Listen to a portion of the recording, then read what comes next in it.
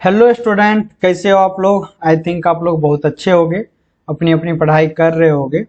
तो आज हम आप लोगों के लिए लाए हैं question number 3 exercise 1.1 real number का। इससे पहले सारा कॉन्सेप्ट और सारा क्वेश्चन करवा चुका हूं मैं। ये क्वेश्चन बहुत ही जनरली बहुत ही शानदार है, क्योंकि ये क्वेश्चन समझने में बहुत ही हार्ड है, ट्रिकी है, बट इसका सोल्यूशन बहुत ही आसान है। ओके, तो मेन पार्ट इस क्वेश्चन का है कि आप इस क्वेश्चन को पहले समझ लीजिए ये क्वेश्चन कह क्या रहा है। ओके, इस क्वेश्चन में कह रहा है कि an army contingent of 616 member is to be march behind an army band of 32 members in a parade. March करना मतलब होता है पीछे पीछे चलना, जो लोग आर्मी वगैरह जो चलते हैं ना उसको मार्च करना बोलते हैं।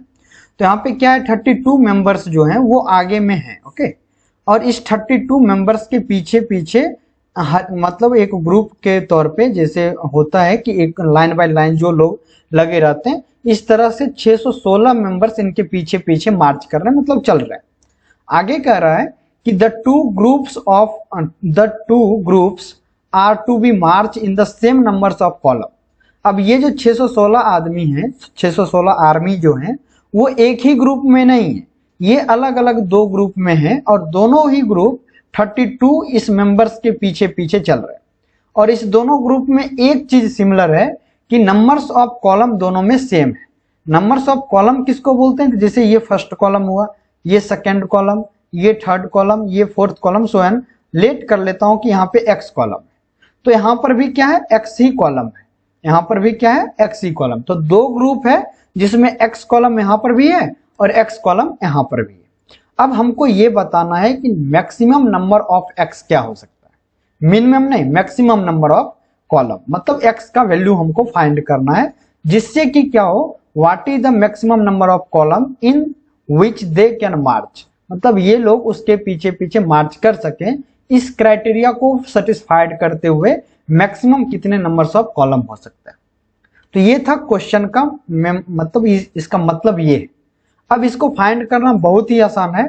इस तरह के किसी भी क्वेश्चन में हम लोग जनरली क्या करेंगे, सिंपल इस दोनों का एचसीएफ फाइंड कर लेंगे। किस दोनों का, तो 616 और 32 का हम लोग एचसीएफ फाइंड कर लेंगे, और यही हमारा क्या होगा, आंसर भी होगा।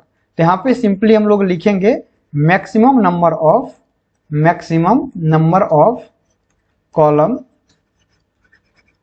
Columns is equal to HCF of 32 and 616। अब इस दोनों का एचसीएफ सिंपली फाइंड करना है, तो चलिए इस दोनों का एचसीएफ फाइंड कर लेते हैं। तो यहाँ पे एचसीएफ फाइंड करेंगे तो 616 में डिवाइड करेंगे हम लोग 32 से। ओके, तो यहाँ पे देखिए क्या होगा, 32 1 जा 32, 2 टाइम्स में ज्यादा हो जाएगा तो 1 टाइम्स में लगा दिया यहाँ पे। तो 11 माइनस 2 इक्वल टू 9, 5 माइनस 3 इज इक्वल टू 2। अगेन यहाँ पे 6 को रिप्लेस करेंगे तो यहाँ पे 6 आ जाएगा, तो यहाँ पे ऑलमोस्ट ये 9 टाइम्स में लगेगा। तो यहाँ पे 9 2 जा 18 एंड 9 3 जा 27, 27 1 28। तो यहाँ पे अगेन माइनस कर दीजिए, तो 16 minus 8 equal to 8, 8 minus 8 equal to 0 and 2 minus 2 equal to 0। तो डेट मीन्स कि यदि 32 और इसको डिवाइड किए तो 8 रिमाइंडर बचा। अब इस 8 को क्या कर लेंगे, डिविजर के मान लेंगे, लेट कर लेंगे। तो जब 8 को डिविजर लेट करेंगे तो यहाँ पे ये 32 हो जाएगा हमारा डिविडेंड। अगेन 8 से 4 टाइम्स में लगाएंगे तो 32 आ गया, तो यहाँ पे रिमाइंडर हमारा 0 आ गया। तो जिस केस में रिमाइंडर 0 आ गया तो डेट मीन्स उस टाइम में जो हमारा डिविजर है बी जो है वही हमारा क्या हो गया, आंसर हो जाता है, मतलब एचसीएफ हो जाता है। तो सबसे पहले तो इस क्वेश्चन को बनाते टाइम आपको ध्यान में रखना है कि इसको यूक्लिड डिवीजन एल्गोरिथम के फॉर्म में लिखना है। तो यहाँ पे 2 स्टेप में डिवाइड किए थे। तो फर्स्ट केस में a that means 616 is equal to b that means 32 into q and plus r।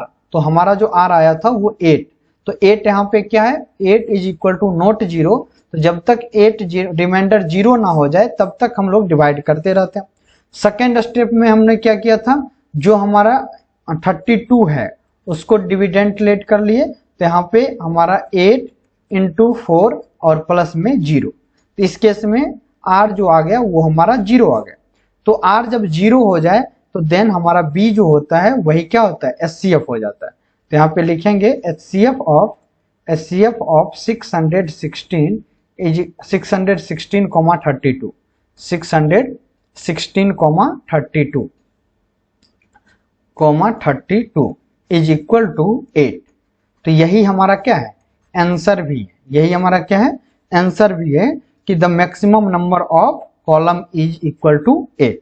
Okay, तो सिंपल यही था। इस क्वेश्चन को करने में आई थिंक आपको कोई परेशानी नहीं हुई होगी, यदि आप इस क्वेश्चन को पढ़ के समझ गए होंगे तब। क्योंकि एचसीएफ निकालने के लिए आपको पहले से आ रहा है, तो इसमें कुछ खास करना नहीं था। तो ये क्वेश्चन यहीं पे कंप्लीट होता है। कोई भी डाउट हो तो आप कमेंट सेक्शन में जरूर बताएं, और मानस माइंड से जुड़े रहने के लिए इसको सब्सक्राइब करना ना भूलें। आपको कंटिन्यूटी के साथ चैप्टर बाय चैप्टर का हर एक क्वेश्चन, हर एक कॉन्सेप्ट आपको इसी तरह से पर डे आपको मिलता रहेगा। तो जरूर रहिए मानस माइंड के साथ। फिर मिलते हैं अगले वीडियो में, तब तक के लिए धन्यवाद।